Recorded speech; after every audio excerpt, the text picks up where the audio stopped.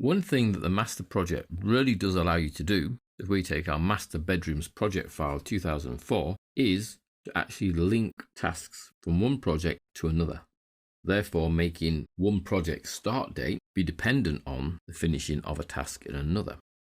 So in our case here, we have 3 bedrooms: my bedroom, my new bedroom, and the spare bedroom. This one needs to be renamed Joe's bedroom. And they all start on January the 1st, 2014. But we can't do all 3 bedrooms at once. It's just impossible. So we need to pick on one bedroom and then get the other one to follow on. So effectively linking the very last task in my bedroom, which is the project complete, to the very first task in Joe's bedroom, which is moving out the old furniture. Now, linking tasks across projects using a master becomes very easy. All we have to do is select the one task that will be a predecessor to the next. So I select in task 31 from within my bedroom, hold down the control key and click on task 2 in move out old furniture, which is the first task in Joe's bedroom file, and then I tell project to link them together, just as we have done previously with joins, using the link icon in the task ribbon. One click, and you'll see the 2 tasks now get joined together. We can see, if we widen the column, that there is now a big long address of a predecessor in here.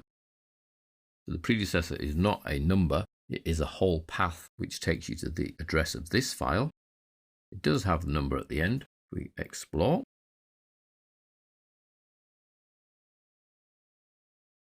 So that's the address of the file, and then it's task number 31.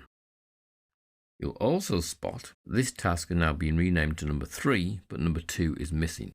You'll see why shortly, why that's the case. But for the moment, I'm quite happy that that first task there now causes this whole project to move forward, and we can see from the start date that it has.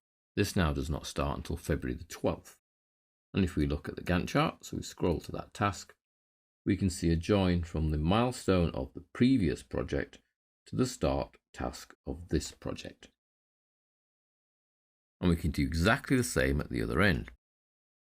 So we can't start the spare bedroom until Joe's bedroom is finished. So we select the project complete in Joe's, hold down the control key, click the first actual task in the spare bedroom, which is moving out the old furniture, and then link. Again, we can see the predecessor gets a nice big long path, which is the file name address of this project. It also has its task number renamed to 3, so 2 is missing, but it won't be, you'll see why shortly.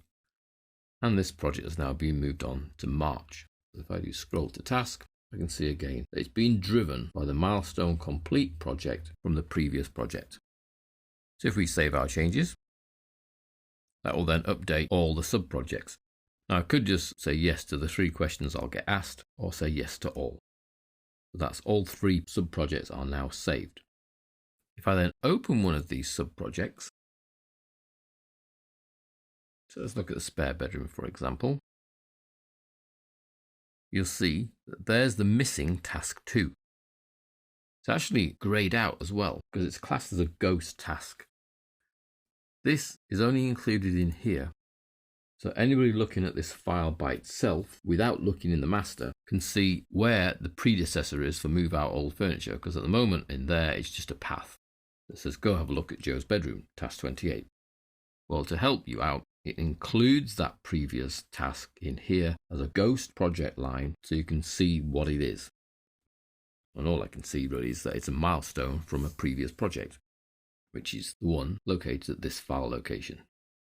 That's why in the master we don't see task 2, because we can see it anyway. It's task 31 of the previous project. So it's not displayed, but obviously that number has then been used up. The same happens at the other end.